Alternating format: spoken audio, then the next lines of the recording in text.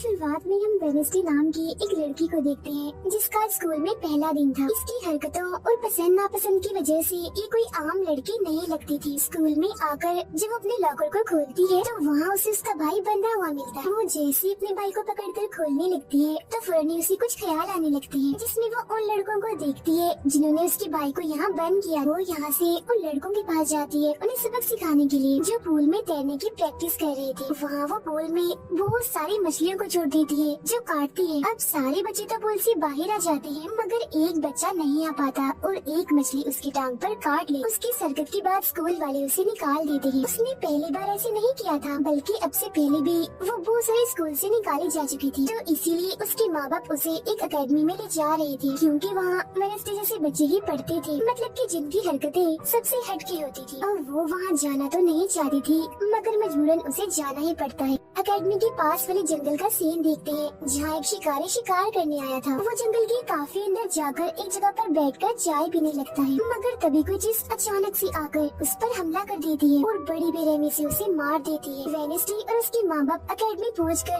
वहाँ के प्रिंसिपल के पास जाते हैं। ये प्रिंसिपल भी वेनेसडे की तरह ही आउटकास्ट होती है। आउटकास्ट में जलपरी, वेयरवुल्व्स, वैम्पायर्स, चुड़ैल और ऐसे लोग शामिल थे जिनमें जादुई ताकतें पाई जाती है। और इस तरह के ही सारे बच्चे इस अकेडमी में पढ़ते हैं। वेनेसडे के साथ जिसने कमरे में रहना था, यानी उसके रूम में, उसने कमरे को काफी रंगीन बनाया हुआ था। इसीलिए सब कुछ वेनेसडे को पसंद नहीं आता, क्योंकि उसे तो बस काले रंग ही पसंद था। यहाँ का सारा माहौल देखकर वो मुंह बना लेती है। तब उसकी रूममेट उससे पूछती है, तुम ठीक हो ना, क्या हुआ तुम्हें? जिस पर उसके डैड जवाब देते हैं, मेरी बेटी बड़ी अजीब है, काफी बोर है और बस इसे तुम जिंदा लाश समझो। अपने डैड की ये बातें सुनकर वेनेसडे उन्हें घूरने लगती है। अब उसकी रूममेट उसे पूरी अकेडमी घुमा रही थी कि तभी एक लड़का वहाँ आकर वेनेसडे से उसकी फेसबुक आईडी मांगता है, जिस पर वो कहती है, मैं कोई भी सोशल मीडिया इस्तेमाल नहीं करती, क्योंकि सोशल मीडिया हड्डियों को सड़ा देने वाली सिर्फ एक बीमारी है और कुछ भी नहीं। जाने से पहले वेनेसडे की मॉम उसे कहती है, अब तुम यहाँ से कभी भाग नहीं पाओ। जिस पर वो कहती है, देख लीजिएगा, मैं आपसे वादा करती हूँ कि जल्दी मैं यहाँ से भाग जाऊंगी। वहाँ से जाते वक्त उसके डैड वहाँ एक हाथ छोड़ देते हैं ताकि वो वेनेसडे पर नजर रख सके। उधर जंगल में जब पुलिस छानबीन करने आती है तो उन्हें उस शिकारी की लाश के टुकड़े अलग अलग जगहों पर पड़े मिलते हैं। ऐसा हादसा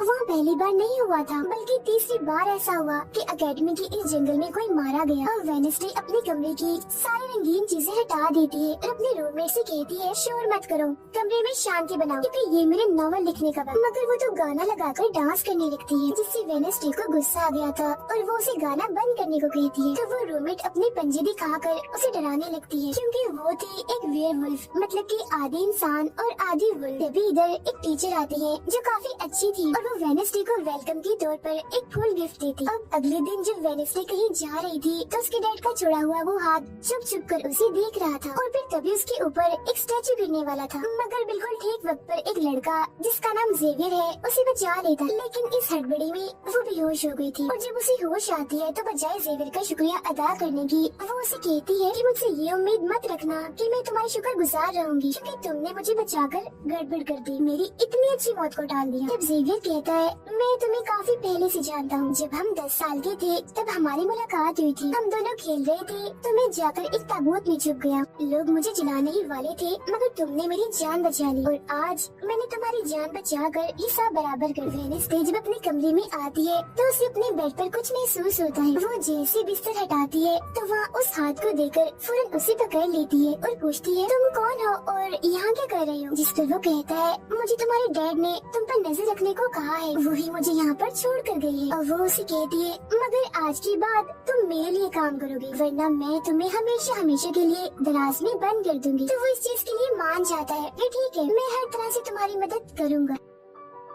अगले दिन प्रिंसिपल वेनेसडे को एक दिमागी डॉक्टर के पास ले जाती है, क्योंकि उन्हें भी ऐसा महसूस हुआ था कि वेनेसडे का दिमागी तवाज़ुन कुछ ठीक नहीं है। मगर वो वहाँ कोई बहाना बनाकर हाथ की मदद से खिड़की खोलती है और वहाँ से भाग जाती। भागते हुए वो एक आदमी से टकरा जाती है, जिससे फौरन उसे ख्याल आता है, जिसमें वो देखती है कि इस आदमी का अभी एक्सीडेंट होने वाला है, जिसमें वो मर गया है बड़ी बेरहमी से। मगर वो इस बारे में उस आदमी को कुछ नहीं बताती, क्योंकि उसे खून खराबा बहुत पसंद। वो एक होटल में जाती है जहाँ उसकी मुलाकात एक वेटर से होती है। वो काफी परेशान दिख रहा था क्योंकि उसकी कॉफी मशीन खराब हो गई। वेडनेसडे उसे कहती है, मैं तुम्हारी कॉफी मशीन ठीक कर सकती, लेकिन इसके बदले तुम्हें मुझे स्टेशन पर छोड़ना होगा, जिसके लिए वो मान भी जाता है और वेडनेसडे उसकी मशीन ठीक कर देती है। इस पर वो कहता है, बस थोड़ा सा इंतजार करो, मेरी शिफ्ट खत्म होने वाली है, फिर हम चलते हैं। और वेडनेसडे जब वहाँ बैठी इंतजार कर रही थी कि तभी कोई शरारती लड़की आकर उसे परेशान करने लगती है, जिससे उसे गुस्सा आ गया था और वो उन लड़कों को अकेले ही काफी मारती है और अच्छा सबक सिखाती है। अब इतनी ही देर में उस वेटर के डैड जो एक पुलिस ऑफिसर थे वहाँ आ जाते हैं। तोड़फोड़ देखकर जब वो अपने बेटे से इस बारे में पूछते हैं तो वो कहता है, कुछ नहीं, बस वो लड़के कस्टमर्स को परेशान कर रहे थे तो इसने उन्हें अच्छा सबक सिखा दिया। तभी यहाँ अकेडमी की प्रिंसिपल भी आ जाती है, उनसे सॉरी बोलकर वेडनेसडे को यहाँ से ले जाती है। रास्ते में वो उस पर काफी गुस्सा करती है कि आखिर तुमने कैसे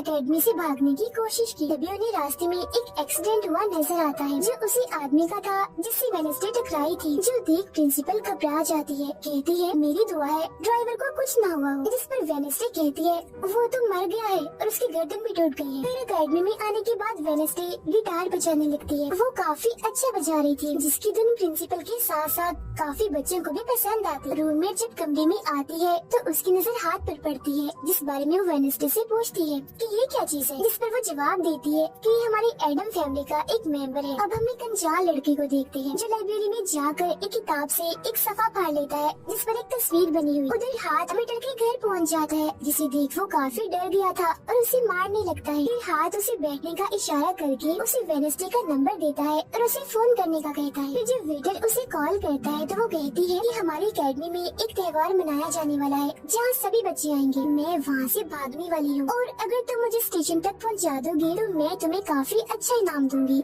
जिस पर वो वेटर मान भी जाता है। जब वो त्योहार में जाती है तो देखती है कि प्रिंसिपल की नजर मुझ पर ही है, इसीलिए वो एक आदमी को पैसे देकर प्रिंसिपल का ध्यान भटकाने का कहती है। और वेटर वहाँ आकर वेडनेसडे के जाने से पहले उसे उसके डैड का एक पुलिस रिकॉर्ड तोहफे में देता है जो उसने अपने डैड की फाइल्स में से चुराया था, क्योंकि उसके डैड एक पुलिस ऑफिसर जो थे। अब उस रिकॉर्ड को लेकर जैसे वो यहाँ से जाने लगती है तो तभी वो उस लड़के से टकरा जाती है जिसने बुक में से तस्वीर को फाड़ा था। टकराते ही वेडनेसडे को उस लड़के की मौत के ख्याल आने लगते हैं कि वो थोड़ी देर में मरने वाला है, जो बहुत ही भयानक थी। वो लड़का जंगल की तरफ जाने लगता है तो वेडनेसडे भी उसके पीछे जाती है और कहती है, रुक जाओ, जंगल में मत जाओ, तुम्हारी जान को खतरा है, तुम मर जाओगे। मगर तभी वो उसे अपने जादू से उड़ाकर पेड़ पर लगा देता है और कहता है, खतरा मुझे नहीं तुम्हें है, बल्कि तुम खुद ही खतरा हो और मैं सब लोगों को तुमसे बचा रहा हूँ। उस दिन स्टैचू को मैंने ही तुम्हारे ऊपर गिराया था। जिसके बाद वो उसे एक तस्वीर दिखाता है और कहता है, इस तस्वीर में तुम ही हो जिसे मेरी मॉम ने 25 साल पहले बनाया था और ये उस वक्त की बात है जब वो इस अकेडमी में पढ़ती थी। मरने से पहले उन्होंने कहा था कि इस लड़की यानी तुम्हें मुझे रोकना होगा, नहीं तो तुम इस अकेडमी के साथ साथ पूरी दुनिया को ही तबाह कर दोगी। वो बस वेडनेसडे को मारने ही वाला था कि तभी एक बड़ा सा मॉन्स्टर आकर उस पर हमला कर देता है और बड़ी ही बेरहमी से उसे मार देता है। इसके बाद हम वेडनेसडे को उसके कमरे में देखते हैं क्योंकि उसने यहाँ से भागने के इरादे को खत्म कर दिया था, क्योंकि अब उसके दिमाग में बहुत सारे सवाल थे, जैसे कि मैं इस दुनिया के लिए खतरा कैसे हूँ, एक मॉन्स्टर ने आखिर मेरी जान क्यों बचाई, और साथ ही उसके डैड के खिलाफ पुलिस रिपोर्ट जिसमें उसके डैड के ऊपर एक कत्ल का इल्जाम था।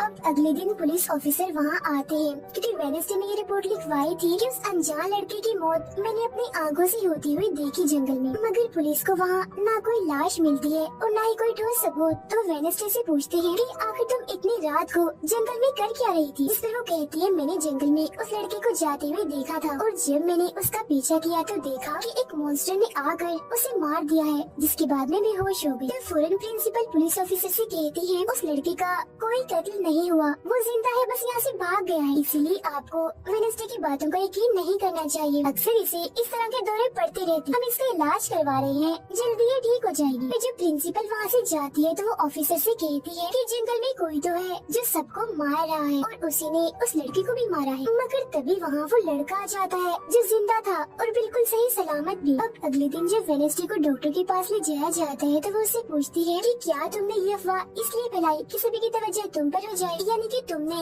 उस लड़के की मौत होते हुए देखा। जिस पर वो कहती है मैं जानती हूँ मैंने क्या देखा है, ओके मुझे तुम्हें बताने की कोई जरूरत नहीं। अगले दिन उसे पता चलता है कि उसी लड़के को बगैर किसी वजह से एकेडमी से निकाला जा रहा है, इसीलिए वो अपने साथी और साथ को उस लड़के के पीछे लगा देती है। अब प्रिंसिपल के कहने पर वेडनेसडे एक एक्टिविटी में हिस्सा लेती है, जिस मकसद के लिए वो क्लब ज्वाइन करती है। जी हाँ, उसके साथ सिर्फ एक ही लड़का था जिसके साथ उसकी दोस्ती हो जाती है। जब हाथ उस लड़के के पीछे जाता है तो देखता है कि वो अपना रूप बदल रहा है। जहाँ पहले वो एक बुरा इंसान और फिर एकेडमी के प्रिंसिपल का रूप ले लेता है, जिसके बाद हाथ आकर ये सारी बात वेडनेसडे को बता देता है। अब जब क्लास शुरू होने वाली थी तो ज़ेवियर उसे कहता है कि मेरे साथ वाले सीट खाली है तो तुम यहाँ बैठ जाओ, तो वो उसके साथ आकर बैठ जाती है। ज़ेवियर यहाँ मकड़ी की तस्वीर बना रहा था और फिर अपने जादू से वो उसे जिंदा भी कर देता है, मगर एक ही झटके में वेडनेसडे उसे मार देती है और उसकी राख उड़ा देती है। अब एक लड़की जो काफी बदतमीज थी और विलन में थी, उसके और वेडनेसडे के बीच काफी बहस हो जाती है, क्योंकि दोनों ही एक दूसरे से काफी चिढ़ती थी, एक दूसरे को जरा भी पसंद नहीं करती थी। फिर इसके बाद वेडनेसडे अपनी जगह अपने रूममेट को उस क्लब में भेज देती है जहाँ वो एक्टिविटी की प्रैक्टिस कर रही थी, और खुद वो अकेले ही चली जाती है एकेडमी की उस जंगल में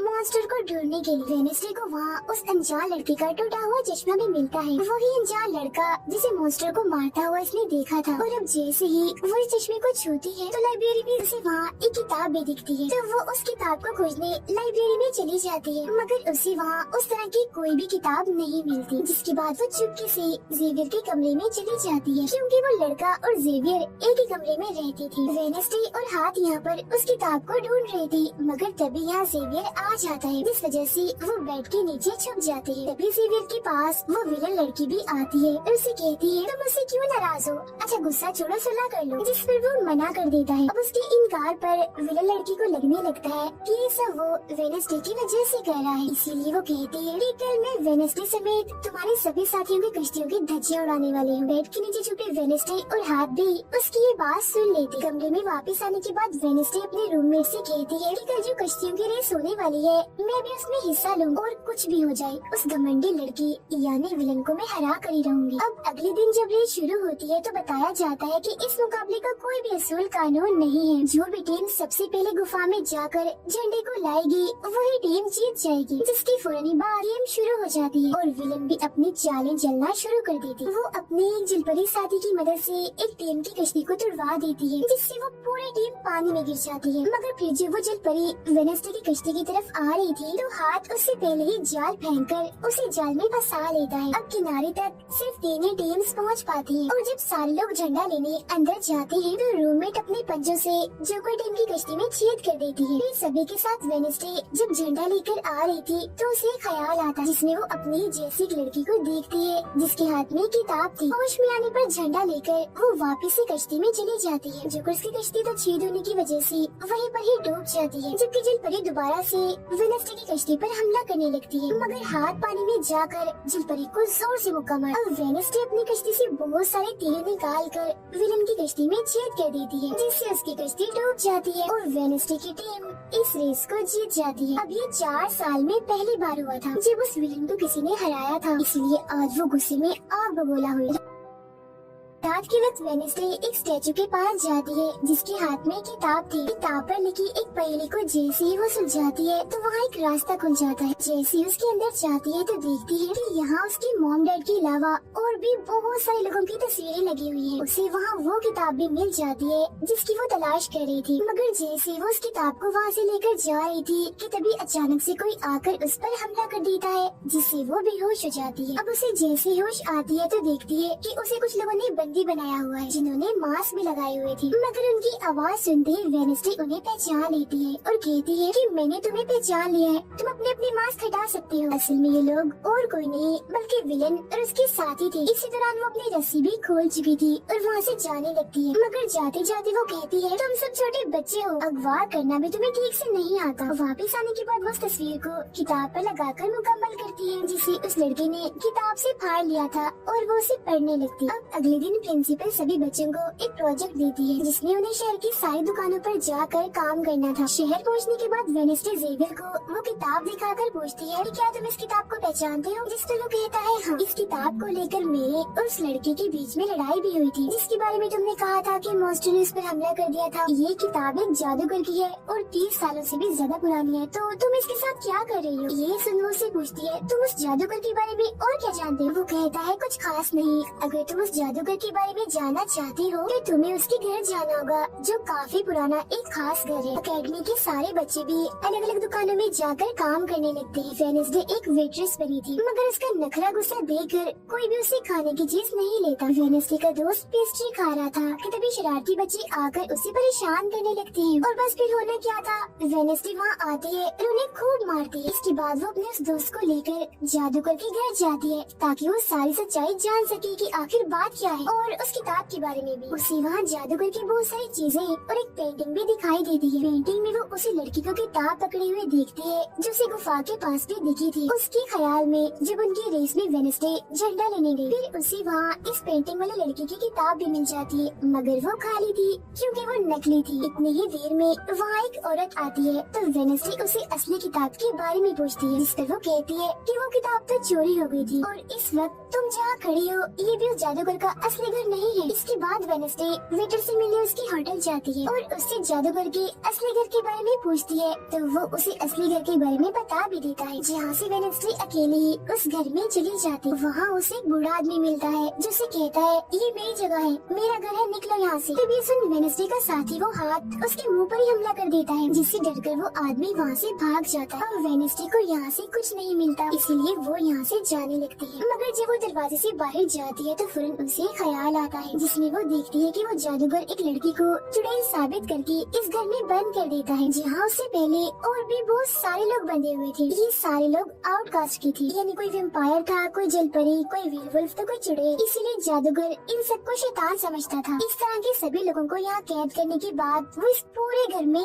आग लगा देता है। वो बच्ची जिसे जादूगर ने चुड़ैल साबित किया था वो अपनी मम को आजाद करने की कोशिश करती है मगर नहीं कर पाती क्योंकि सभी लोगों को जंजीर की मदद से जमीन के साथ बांधा हुआ था। सिर्फ वो बच्ची ही आजाद थी, इसीलिए अपनी माँ के कहने पर उसे बेसमेंट के जरिए वहाँ से भागना पड़ता है। जिसके बाद वो जादूगर जो बेहद ही जालिम था सभी आउटकास्ट के लोगों को जला देता है। तभी वो लड़की वेडनेसडे के पास आती है और कहती है वो बहुत ही जालिम है, हम सबको मार देगा। तब इतनी ही देर में वो जादूगर भी वहाँ आ जाता है जिससे वेडनेसडे डर जाती है और वापिस से होश में मतलब कि मौजूदा वक्त में आ जाती है। होश में आते वो हाथ से कहती है मैंने उस लड़की को देख लिया, उसने मुझसे बात भी की, मुझे लगता है वो मेरे खानदान की कोई मेंबर है। तभी यहाँ जंगल वाला मॉन्स्टर आकर इस घर पर हमला कर देता है मगर जब उसकी नजर वेडनेसडे पर जाती है तो वो यहाँ से भाग जाता है। वेडनेसडे और हाथ उसका पीछा करते हैं मगर देखते हैं कि मॉन्स्टर के कदमों के निशान तो इंसानी पैरों के निशान में बदल गए। अगले दिन उस जादूगर की मूर्ति को इज्जत के तौर पर इस जगह पर लगाया जाने वाला था क्योंकि शहर के लोग तो उसे अपना हीरो ही मानते थे और आज वेडनेसडे को वहाँ गिटार बजाने के लिए बुलाया गया था। लेकिन वो लोग जैसे मूर्ति लगाकर अपना काम करने लगते हैं तो तभी वो हाथ भयंकर मूर्ति को आग लगा देता है क्योंकि वेडनेसडे के कहने पर उसने पहले ही मूर्ति पर पेट्रोल डाल दिया था। आग देखकर सारे लोग वहाँ से भाग जाते हैं मगर वेडनेसडे अभी भी वहाँ बैठी गिटार बजा रही होती है। साथ ही वो मूर्ति को जलता हुआ देखकर खुश भी हो रही थी। अब प्रिंसिपल को वेडनेसडे पर ही शक था मगर उसके खिलाफ प्रिंसिपल के पास कोई सबूत नहीं था। अब जादूगर के जिस पुराने घर में वेडनेसडे गई थी जहाँ वो बूढ़ा आदमी था वो अभी भी वही रुका हुआ था मगर तभी वो मॉन्स्टर वहाँ आता है और उस बूढ़े आदमी पर हमला कर देता है। लेकिन मरते मरते वो बूढ़ा आदमी मॉन्स्टर की 2-3 तस्वीरें अपने कैमरा में बना ही लेता है। पुलिस को जब ये खबर मिलती है तो फौरन छानबीन करने पहुँच जाती है जहाँ उन्हें बूढ़े आदमी के कैमरा से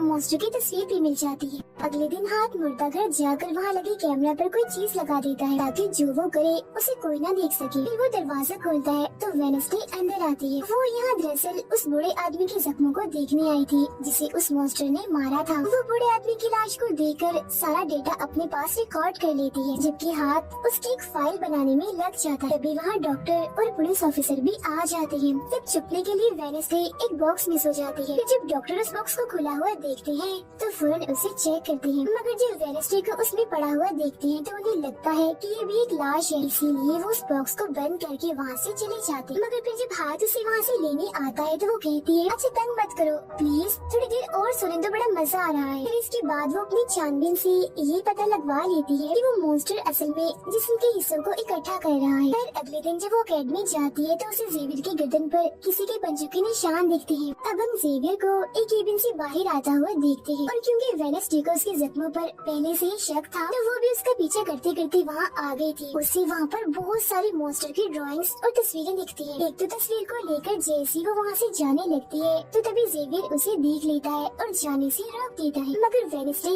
उसका ध्यान भटकाने के लिए उसे बस एक ही बात कह देती है कि क्या तुम आज रात होने वाली डांस पार्टी में मेरे साथ चलोगी। जिसके बाद वो जेवियर की बनाई मॉन्स्टर की ड्राइंग्स ले जाकर पुलिस ऑफिसर को दे देती है, जिस पर वो कहती है इसे हम किसी को भी नहीं पकड़ सकते, कोई ठोस सबूत लेकर आओ। अब वेडनेसडे अपनी सारी रिसर्च को अपने दोस्त के सामने रख देती है ताकि वो उसकी मदद कर सके। उनमें से एक ड्राइंग को देखकर उसका दोस्त कहता है कि मैं इस जगह के बारे में जानता हूँ। जिसके बाद वो वेडनेसडे को उस जगह पर ले जाता है जो एक गुफा थी, जिसके अंदर जाकर उन्हें बहुत सारी हड्डियाँ और एक हथकड़ी भी मिलती है। थोड़ा छानबीन करने पर उसे वहाँ एक नोकदार बड़ा सा नाखून भी मिलता है जिसे वो अपने पास रख लेती है। जिसके बाद वो जेवियर के पेंटिंग वाले केबिन में जाती है और डस्टबिन से एक कपड़ा जिस पर खून लगा हुआ था उसे निकाल कर अपने पास रख लेती है। जैसे वो वहाँ से जाने लगती है तो तभी वहाँ जेवियर आ जाता है और उसे पूछता है तुम यहाँ मेरे केबिन में क्या कर रही हो। उसकी बात डालकर वो उसे पूछती है ये जो चोट तुम्हारी गर्दन पर है ये तुम्हें कैसे लगी। तब वो बताता है कि पिछले कुछ दिनों से ये मॉन्स्टर मेरे सपनों में आ रहा है, इसलिए मैं इसकी ड्राइंग्स बनाता हूँ। मगर एक दिन मैंने अपने जादू पर से कंट्रोल खो दिया और ड्राइंग के अंदर से मॉन्स्टर की पंजे ने निकलकर मुझे नोच लिया। लेकिन अब क्योंकि वेडनेसडे उस पर शक कर रही थी इसलिए वो उस पर काफी गुस्सा करता है और फौरन उसे यहाँ से जाने का कहता है। अब वेडनेसडे वो खून लगा कपड़ा और नाखून जाकर पुलिस ऑफिसर को दे देती है और कहती है ये लो ठोस सबूत और बेशक डीएनए टेस्ट करवा लो। मेरे ख्याल से इतना सबूत काफी होगा, है ना। वो अपने दोस्त के पास जाती है और कहती है कि डांस पार्टी में जाने के लिए हमारे साथ कोई नहीं है, तो हम ऐसा करते हैं डांस पार्टी में नहीं जाते बल्कि गुफा में जाकर मॉन्स्टर को ढूंढते। जिसके बाद रात को वेडनेसडे अपने दोस्त के साथ जंगल में जाने की तैयारी कर रही थी, मगर तभी उसके दरवाजे पर वेटर तैयार होकर आता है क्योंकि हाथ में उसे वेडनेसडे की तरफ से डांस पार्टी में चलने की दावत भेजी थी। अब क्योंकि वेटर काफी खुश था तो वेडनेसडे उसका दिल तोड़ना नहीं चाहती थी, इसीलिए वो अपनी गुफा में जाने वाले प्लान को खत्म करके वेटर के साथ पार्टी में जाने का फैसला करती है। जब वेडनेसडे वहाँ से जाने लगती है तो उसका दोस्त वहाँ आता है तो वो उसे कहती है आई एम सॉरी मैं पार्टी में जा रही हूँ, हम ऐसा करते हैं कल गुफा में जाएंगे। लेकिन उसका दोस्त बगैर बताए अकेला ही उस गुफा में चला जाता। उधर पार्टी में सारे लोग आकर काफी एंजॉय कर रहे थे। सब लोग अपने अपने साथी को लेकर पार्टी में आए हुए थे, जहाँ जेवियर अपने साथ उस विलन लड़की को लाया था। लेकिन जब वेडनेसडे वेटर के साथ वहाँ आती है तो उन दोनों को साथ देकर जेवियर जलने लगता है। जब सब लोग डांस कर रहे थे तो वेडनेसडे के डांस करने के स्टाइल से सारे लोग काफी हैरान रह जाते हैं क्योंकि वो काफी अजीब तरह से ही डांस कर रही थी। उधर जंगल में वेडनेसडे का दोस्त भी पहुँच गया था और छुपकर मॉन्स्टर के आने का इंतजार कर रहा था, मगर तभी वहाँ कोई आता है और उस गुफा में धमाका करके भाग जाता है। जेवियर लगातार उन दोनों को देखकर जल रहा था, इसीलिए वो विलन लड़की से कहता है कि तुम अपना लॉकेट उतारो और अपनी जेल परी से मेरे लिए मदद मांगो ताकि मैं वेडनेसडे को भूल जाऊँ। जिस दिन विलन लड़की भड़क जाती है और उसे कहती है कि तुम तो पहले ये कहते फिर रहे थे कि मैंने अपनी जेल परी से तुम्हें अपने काबू में किया है और अब तुम्हें किसी को बुलाने के लिए मेरी ही मदद चाहिए। तभी बाहर शरारती लड़कों का ग्रुप टैंकर लेकर आता है और डांसिंग क्लब के पंप में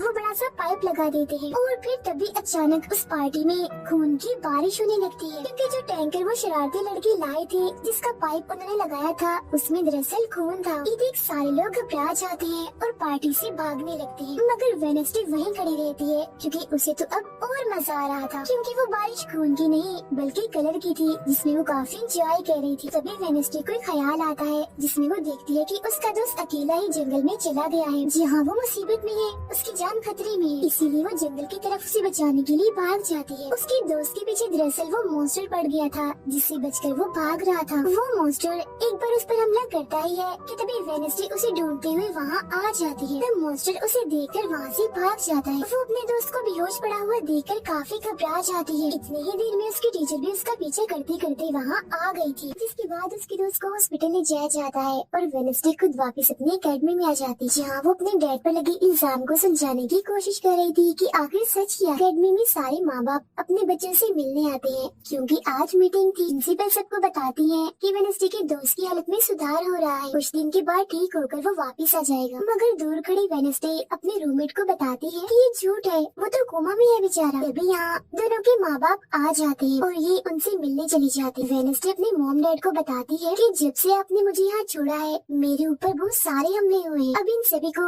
अपनी अपनी फैमिली से मिलता हुआ दूर खड़ी जेवियर और विलन लड़की देख रहे हैं क्योंकि उनके मॉम डैड आज भी नहीं आए। अब विलन लड़की सुधर गई होती है, साथ ही उसकी जेवियर के साथ दोस्ती भी हो गई थी, तो अब से हम उसे जेवियर की दोस्त कहते। तब इतनी ही देर में उसकी मॉम भी इधर आ जाती है, जिसे देखकर वो काफी हैरान थी। वेडनेसडे के माँ बाप प्रिंसिपल से मिलते हैं तो वो कहते हैं कि वेडनेसडे काफी अजीब तरह से सबसे पेश आती है, इसे डॉक्टर के पास ले जाए इलाज करवाने के लिए। अब इससे पहले वहाँ उसके माँ बाप कुछ कहते, फौरन वो बोल पड़ती है कि रुकिए जरा डैड, मैं आपसे कुछ पूछना चाहती हूँ। ये देखिए एक लड़का जिसका नाम गैरेट है, इसके कत्ल का इल्जाम आपके सर पर क्यों है और ये कौन था? तो वेडनेसडे की मॉम उसे कुछ भी बताने से इनकार कर देती है। तो वो अपनी मॉम को ये कहकर यहाँ से चली जाती है कि मत बताइए, बाकी सबूत में खुद ढूंढ लो। वो सीधा जाती है हॉस्पिटल अपने दोस्त से मिलने, जहाँ उसका ख्याल वेडनेसडे का साथी हाथ रख रहा था। अब पता चलता है कि डॉक्टर ने अपनी जान ले ली है और ये डॉक्टर वही था जिसकी मुर्दा खाने से वेडनेसडे बूढ़े आदमी की लाश को देखने आई। मरने से पहले डॉक्टर ने एक खत भी छोड़ा था जिसमें लिखा हुआ था कि मैं गैरेट के केस पर शर्मिंदा हूँ क्योंकि मैंने उसकी झूठी रिपोर्ट बनाई थी। अब जब सारे लोग खाना खा रहे थे तो तभी वहाँ पुलिस ऑफिसर आकर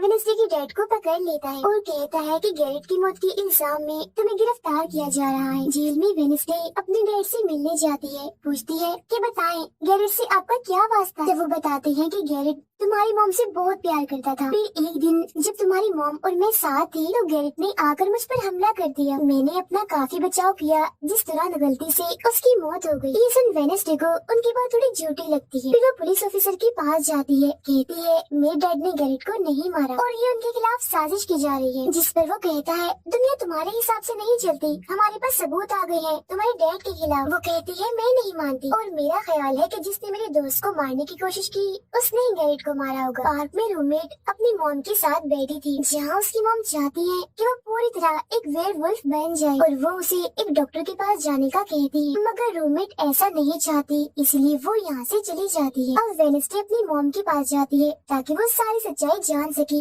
उसकी मॉम खुफिया लाइब्रेरी में थी। वो अपनी मॉम से कहती है कि आपने मुझे इस अकेडमी में इसलिए भेजा ना ताकि मैं हमेशा आपकी परछाई बन के रहूं। जिस पर उसकी मॉम कहती है कि ये सिर्फ अकेडमी ही नहीं बल्कि पहले यहाँ एक ग्रुप हुआ करता था जिसकी बुनियाद तुम्हारे डैड की फैमिली की एक औरत ने रखी थी जिसका नाम गुडी था। वो कहती है मैं ये जानना चाहती हूँ कि डैड ने तो गैरेट को नहीं मारा तो फिर किसने मारा है? तब उसकी मॉम सच्चाई बताती है कि जब मैं वहाँ गई तो मैंने देखा कि तुम्हारे डैड और गैरेट आपस में लड़ रहे थे। मैंने उन्हें रोकने की कोशिश की मगर गैरेट तुम्हारे डैड को काफी बुरी तरह से मार रहा था। मैंने फौरन तलवार उठा ली और फिर जैसे गैरेट मेरे पास आने लगा तो तलवार उसके आर पार हो गई और वो मारा गया। मगर तुम्हारे डैड ने मेरी जान बचाने के लिए तलवार मुझसे ले ली ताकि सारा इल्जाम उन पर आ जाए। वेडनेसडे कहती है मगर मुझे पता चला था कि जब गैरेट मरा तो उसके मुंह से झाग निकल रही थी। ऐसा तो सिर्फ तब होता है जब किसी ने जहर लिया। अब सच पता करने का सिर्फ एक ही रास्ता है, गैरेट की कब्र को खोदना। जिसके बाद वो अपनी मॉम के साथ मिलकर गैरेट की कब्र को खोद देती है और वहाँ से उसकी एक उंगली ले लेती है। मगर तभी इधर पुलिस आकर उन दोनों माँ बेटी को गिरफ्तार कर लेती है। जेल में वेडनेसडे गैरेट की उंगली अपने मॉम डैड को दिखाती है, कहती है कि उसकी मौत जहर से हुई थी। मगर जैसे उसके हाथ इस उंगली पर लगते हैं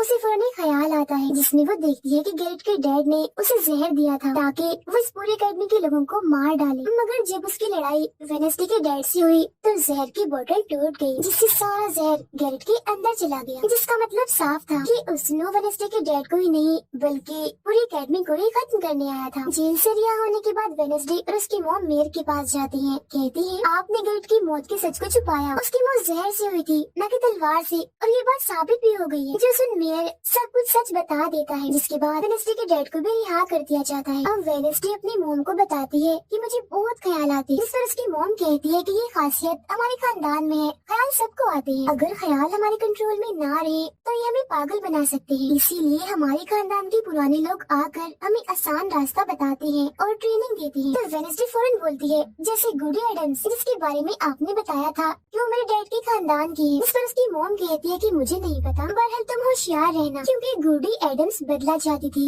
जिसके चक्कर में वो खुद भी नहीं बच पाई। फिर सबके माँ बाप अपने अपने बच्चों से मिलकर जा रही थी। रूममेट अपनी मॉम को कहती है, आप फिक्र मत करना, जब मुझे वेयरवुल्फ बनना होगा मैं बन जाऊँ। जाने से पहले वेडनेसडे की मॉम उसे वही किताब देती है जो अक्सर प्रिंसिपल के पास हुआ करती थी। वो किताब लेकर वेडनेसडे प्रिंसिपल के पास जाती है, कहती है कि उस अनजान लड़की को आपने मारा था, मैंने देखा था, जिसके बारे में मैंने कहा था कि उसे मॉन्स्टर ने मारा है, क्योंकि वो आप ही हो जो खुद को बदल बदल कर लोगों को मार रही हो। मैं ये बात अब पुलिस को बता दूंगी। जिस पर प्रिंसिपल कहती है, नहीं, उसे मैंने नहीं मारा, बल्कि वो तो अपनी ताकतों पर से कंट्रोल खो बैठा था और उस दिन उसने तुम्हें मारने की भी कोशिश की थी। इनकी बातों के दौरान इन्हें बाहर से शोर सुनाई देता है। ये चेक करने जब वहाँ जाती है तो पता चलता है कि बाहर ग्राउंड में आग से कुछ लिखा हुआ और वेडनेसडे अपने चारों तरफ मोमबत्तियां जला के बैठी थी, क्योंकि वो गुडी को बुलाने की कोशिश कर रही। मगर तभी इधर उसकी रूममेट आ जाती है, साथ ही उसे एक खत भी मिलता है जिसमें कोई उसे गुफा में मिलने बुलाता है। जब वेडनेसडे अपनी रूममेट के साथ वहाँ जाती है तो गुफा के अंदर जाने के बाद उसे एहसास होता है कि यहाँ कोई है। यहाँ दरअसल जेवियर और उसके साथी थे जो वेडनेसडे को सरप्राइज देना चाहते थे, क्योंकि आज उसकी बर्थडे थी। यहाँ वेडनेसडे को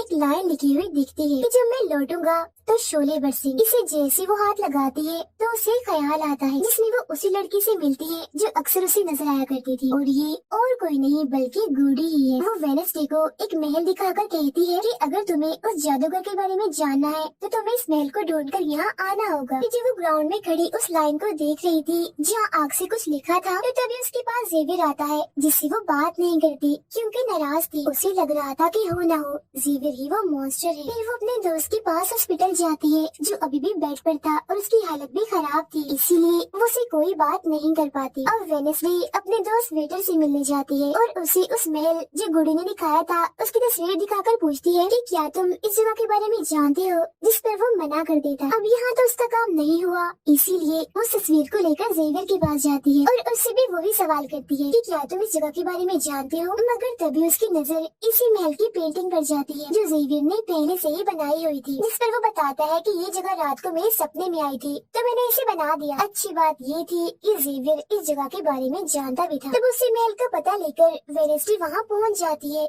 जहाँ महल पहले से ही मौजूद था, और क्योंकि वो जान गया था कि असली कातिल कौन है तो वेडनेसडे उसकी गाड़ी में ही छुप जाती है। मगर जैसे मेयर की गाड़ी शहर में पहुँचती है तो कोई उनकी गाड़ी को ठोक देता है, जिससे मेयर का एक्सीडेंट हो गया था। वो काफी जख्मी हो जाती है, उनकी हालत मरने वाली हो गई। फिर अब रात के वक्त वेडनेसडे वेटर और अपने रूममेट के साथ उसी महल में आती है। यहाँ उसे ऐसा महसूस होता है जैसे कोई इधर रह रहा है, क्योंकि मोमबत्तियाँ गर्म थी और एक कमरा बिल्कुल साफ था। इतनी ही देर में वो मॉन्स्टर भी यहाँ आ जाता है, जिससे बचने के लिए ये लोग छुप जाते हैं। ये लोग देखते हैं कि जिन जिन लोगों पर मॉन्स्टर ने हमला किया था उनके जिस्म के कटे हुए हिस्से यहाँ पर पड़े हुए हैं। अब वेडनेसडे अपने दोस्तों को मॉन्स्टर से बचाना चाहती थी, इसीलिए वो उन्हें यहाँ से ले जाती है। ये वेटर के घर जाते हैं जहाँ जैसे उसके डैड आते हैं तो वेडनेसडे उन्हें कहती है कि मैं आपको कुछ दिखाना चाहती हूँ, क्योंकि वो पुलिस ऑफिसर जो थे वो जब उन्हें महल में ले जाती है तो वहाँ पर कुछ भी नहीं था। मतलब जिस्म के कटे हुए हिस्से जो पहले यहाँ पर रखे हुए थे अब वो वहाँ पर नहीं पड़े थे, जिससे पुलिस ऑफिसर को गुस्सा आ जाता है और वो कहते हैं कि आज के बाद तुम मेरे बेटे से नहीं मिलोगी। अब जब वेडनेसडे एकेडमी आती है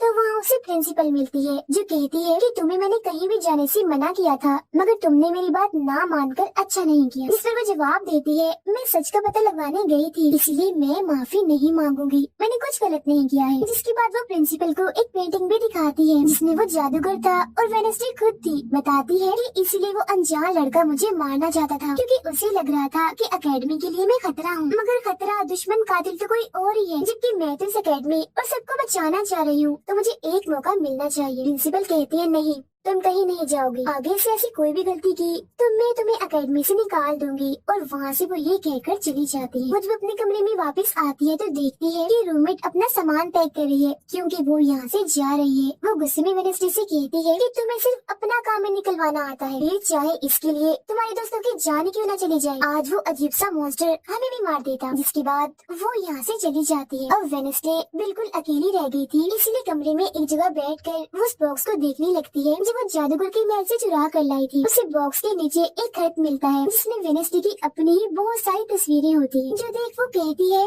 मेरी एडम्स फैमिली, जादूगर, मॉन्स्टर और मैं शायद किसी न किसी तरीके से जुड़े हुए हैं। और जब ये बात मेयर को पता चली तो किसी ने उनका मुंह बंद कर दिया, मगर मैं चुप नहीं बैठूंगी और तुम जो कोई भी हो मैं तुम्हें ढूंढ लूंगी। देखना, अब मेयर की मौत हो गई थी और जब उन्हें दफनाया जा रहा था तो वेडनेसडे वहाँ आती है और सोचने लगती है कि कातिल यहाँ आए लोगों में से ही कोई है, मगर तभी उसे जंगल में कोई दिखता है। वो पीछे करती है तो पता चलता है कि और कोई नहीं बल्कि उसका अंकल है। अंकल बताते हैं कि मेरे ऊपर चोरी का इल्जाम है तो कुछ वक्त के लिए मुझे छुप के रहना होगा। तब वेडनेसडे उन्हें एक केबिन में छुपा देती है और मॉन्स्टर की तस्वीर दिखाकर पूछती है कि आप इसके बारे में कुछ जानते हैं। जिस पर वो कहती है मैं ज्यादा कुछ तो नहीं जानता, अगर तुम्हें इसके बारे में जानना है तो तुम्हें खुफिया लाइब्रेरी में जाना होगा। वहाँ एक तिजोरी में डायरी है जिसमें इस मॉन्स्टर के बारे में सब लिखा है। आधी रात को वेडनेसडे उस लाइब्रेरी में जाती है जहाँ जेवियर पहले से ही मौजूद था। तब ये उसे कहती है जहाँ मॉन्स्टर से हमला हुआ है वहाँ तुम पाए गए हो तो हो ना हो मॉन्स्टर तुम ही हो, मगर वो उसकी बात को अनसुनी करके यहाँ से चला जाता है। तभी इधर उसके अंकल आते हैं। ये मिलकर डायरी को ढूंढ लेते हैं जिसमें इस मॉन्स्टर के बारे में सब कुछ लिखा था कि ये मॉन्स्टर किसी के कंट्रोल में भी आ सकता है और फिर बस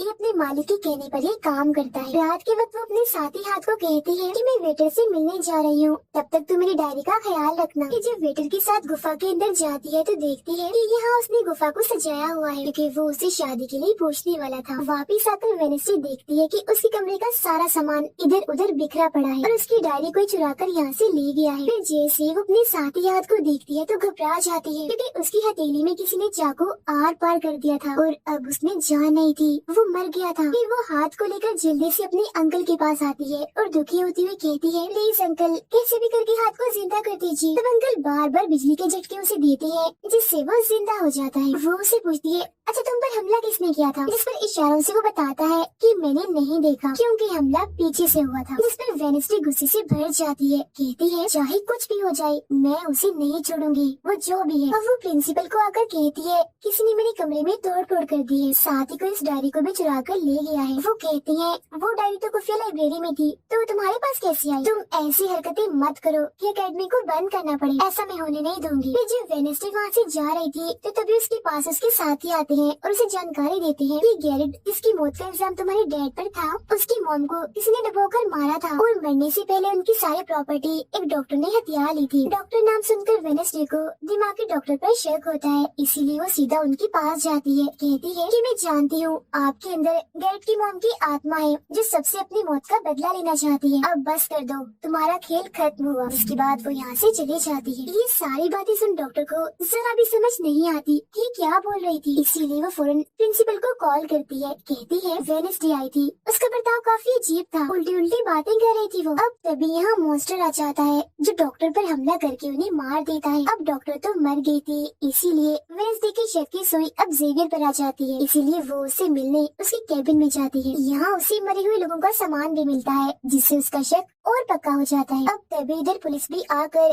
जेवियर को पकड़ लेती है क्योंकि पुलिस को यहाँ पर वेडनेसडे ने ही बुलाया था। अब जब वेडनेसडे कमरे में आती है तो उसकी रूममेट वापस आ गई थी। कहती है तुम्हारा और मेरा कोई ताल्लुक है, मैं तुम्हारे साथ रहना चाहती हूँ, मैंने तुम्हें और हाथ को बहुत याद किया। फिर इसके बाद वेडनेसडे वेटर के पास जाती है जहाँ उसे फिर से कुछ ख्याल आने लगते हैं जिनमें वो देखती है कि मॉन्स्टर और कोई नहीं बल्कि वेटर ही है जिसे वो पसंद करती है। मगर फिलहाल वो उसे कुछ नहीं कहती, उसे एक जगह पर लाती है और फिर कहती है कि जेवियर को तो फंसाया जा रहा है जबकि असली मॉन्स्टर तो तुम ही हो, मगर वो इसके लिए बार बार मना करता है। तभी यहाँ वेडनेसडे के सारे दोस्त भी आ जाते हैं और वेटर को पकड़कर कुर्सी से बांध देते हैं। अब वेडनेसडे उस पर जुल्म करना चाहती है मगर उसके दोस्त ऐसा करना नहीं चाहते, इसीलिए वो यहाँ से चले जाते हैं। फिर जैसे ही वो वेटर को मारने के लिए आगे बढ़ती है कि तभी वेटर के डैड पुलिस ऑफिसर यहाँ आ जाते हैं और वेडनेसडे को गिरफ्तार कर लेते हैं। हालांकि वो उन्हें कहती भी है कि असली कातिल आपका बेटा है, वही मॉन्स्टर है ये, मगर वो उसकी एक नहीं सुनते। फिर जब वो यहाँ से जा रही थी तो वेटर उसके पास आता है, कहता है ऐसा लगा हारना, अभी तो और भी बहुत कुछ होना बाकी है बच्चों। जिसके बाद प्रिंसिपल भी वेडनेसडे को कह देती है कि तुमने सारी हदें पार कर दी, इसीलिए तुम्हें एकेडमी से निकाला जा रहा है। लेकिन अभी भी वो बार बार एक ही बात कह रही थी कि वेटर ही असली मॉन्स्टर है, मगर फिर भी वो उसकी एक नहीं सुनती और जाने का कहती है। तब आखिरी बार वेडनेसडे जेवियर से मिलने जाती है जो जेल में बंद था और उससे नाराज भी था क्योंकि वेडनेसडे ने उसे पुलिस के हवाले किया था। हालांकि वो उसे बताती भी है कि मॉन्स्टर वेटर है और उसने मेरे जरिए तुम्हें फंसाया है। वो उसकी एक नहीं सुनता, कह देता है इस सारी मुसीबत की जड़ तुम हो, अगर तुम ये एकेडमी छोड़ के चली जाओगी तो कुछ भी गलत नहीं होगा। ये बात सुनने के बाद वो एक सेकंड भी नहीं रुकती और यहाँ से चली जाती है। वो अपने कमरे में आकर अपना सारा सामान पैक करती है, जिसके बाद वो सभी से आखिरी मुलाकात करती है। सबसे आखिर में वो अपने दोस्त से मिलने हॉस्पिटल में जाती है, कहती है मैं तो जा रही हूँ, तुम अपना ख्याल रखना और हाँ बाहर मत निकलना, बाहर मॉन्स्टर हो सकता है। और उस दिन गुफा में धमाका करने वाला और कोई नहीं बल्कि प्रिंसिपल ही थी। जिस पर वो कहता है नहीं, धमाका करने वाले के जूते लाल थे, जो कि प्रिंसिपल कभी भी लाल जूते नहीं पहनती। ये बात सुनकर वेडनेसडे को पता चल जाता है कि असली कातिल कौन है। वो अपनी उसी टीचर के पास जाती है जिसे सब पसंद करती थी और कहती है बाकी लोग तो बिना वजह मारे गए हैं, जबकि असली कातिल तो तुम ही हो। तुमने ही वेटर को अपने कंट्रोल में करके उसे मॉन्स्टर बनाया और धीरे धीरे उसे अपना गुलाम बना लिया, अपने इशारों पर नचाकर लोगों को उसके जरिए मरवाया। तभी यहाँ वेटर भी आ जाता है, जिसे वो टीचर कहती है जल्दी करो, वेडनेसडे को मार दो। लेकिन दरअसल ये वेटर नहीं थी बल्कि प्रिंसिपल थी, जो रूप बदल कर यहाँ पर आई थी। और अब टीचर प्रिंसिपल के गले में जहर का इंजेक्शन घुसा देती है, जिससे प्रिंसिपल बेचारी मारी जाती है। फिर वो वेडनेसडे को भी बांध कर जादूगर की गुफा में ले आती है। गुफा में आकर वेडनेसडे को पता चल जाता है कि जिन मरे हुए लोगों के जिस्म के हिस्सों को इकट्ठा किया गया था वो दरअसल जादूगर को दोबारा से जिंदा करने के लिए किए गए थे। तभी यहाँ टीचर जो असली विलन थी वेडनेसडे को बताती है कि जब गुडी ने जादूगर को मारा था तो गुडी ने अपने खून से जादूगर की कब्र पर एक ताला लगा दिया था और अब जादूगर को जिंदा करने के लिए हमें गुडी की फैमिली मतलब एडम्स फैमिली के ही किसी इंसान का खून चाहिए, साथ ही पूरे चांद की रात भी हो। और अब हमें ये सुनहरी मौका मिल गया है जादूगर को जिंदा करने का, क्योंकि एडम्स फैमिली से तुम हो और आज पूरे चांद की रात भी है, हम तुम्हारा खून लेंगे। जिसके बाद टीचर वेडनेसडे के हाथ पर कट लगा देती है, जिससे उसका खून निकलने लगता है। फिर वो उसके खून से जादूगर की कब्र का ताला खोल देती है और फिर अगले ही पल जादूगर भी जिंदा होकर अपनी कब्र से बाहर आ जाता है। बाहर आते ही वो वेडनेसडे को चाकू मार देता है, जिससे वो जख्मी हो जाती है। इसके बाद वो एकेडमी को खत्म करने के लिए चला जाता है। अब तभी यहाँ गुडी एडम्स आती है और वेडनेसडे को बिल्कुल ठीक कर देती है, मतलब कि उसके जख्म, और कहती है मैंने तुम्हें ठीक तो कर दिया है मगर अब के बाद मैं तुम्हें नजर नहीं आऊंगी। जंगल की रास्ते से जब वेडनेसडे जा रही थी तो तभी उसके सामने वेटर आ जाता है। उसे टीचर कंट्रोल कर रही थी, इसीलिए वो मॉन्स्टर बनकर उस पर हमला कर देता है। वो बस उसे मारने ही वाला था कि तभी यहाँ एक वेयरवुल्फ आ जाती है, जो और कोई नहीं बल्कि रूममेट थी, जो आज पहली बार वेयरवुल्फ बनी थी,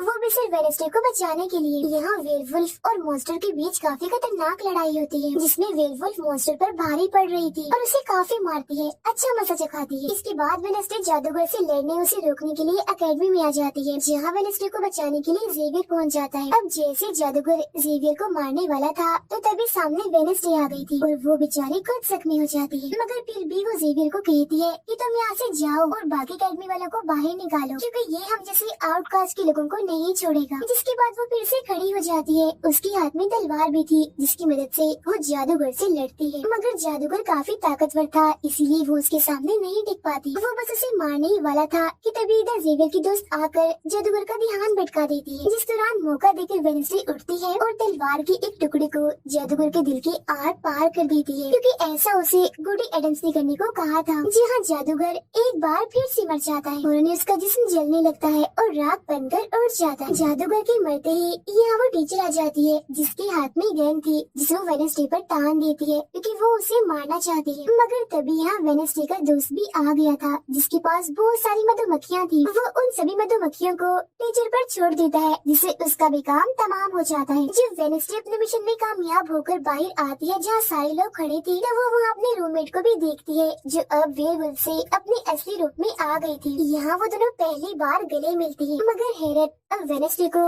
कोई भी ख्याल नहीं आ रहा था। कुछ वक्त के बाद वेडनेसडे अपना नॉवल भी पूरा कर लेती है, मगर वो इसका एंड नहीं करती, यानी कि उसे खत्म नहीं करती और आगे बस एक सवालिया निशानी छोड़ देती है। वो जेवियर से मिलने जाती है, जहाँ वो उसे गिफ्ट देता है, जिसमें मोबाइल था। वो इस गिफ्ट को ले तो लेती है, मगर कुछ नहीं कहती और वहाँ से चली जाती है। फिर जब वो अपनी गाड़ी में थी तो उसके पास मैसेज आता है, जिसमें उसकी कुछ तस्वीरें थी और साथ ही ये मैसेज भी था कि मैंने तुम पर नजर रखी हुई है, जिससे वो सोच में पड़ जाती है कि टीचर तो मर गई है, मगर अब उसके बाद ही कौन है जो सब कर रहा है। इसी सोच में वो अपने घर के लिए निकल जाती है, जिसके बाद हम पुलिस की गाड़ी को देखते हैं। इसमें वो वेटर को बांध कर कहीं ले जा रही थी, क्योंकि उन्हें भी पता चल गया था कि यही असली मॉन्स्टर है, इसे बस कोई कंट्रोल करता है। मगर तभी अचानक से वेटर दोबारा मॉन्स्टर बन जाता है और सभी पुलिस वालों को मार देता है, जिसका मतलब ये था कि टीचर की तरह अभी भी कोई है जो इसे कंट्रोल कर रहा है और वो लोगों को मरवाता रहेगा इसके जरिए। और ये अनजान इंसान वही हो सकता है जिसने वेडनेसडे को मैसेज किया, यानी कि अभी भी कोई है जो अकेडमी को बंद करवाने में लगा है और मॉन्स्टर के जरिए खून खराबा कत्ल होना आम ही रहेगा। और इसी के साथ ही ये सीजन इधर ही खत्म हो जाए।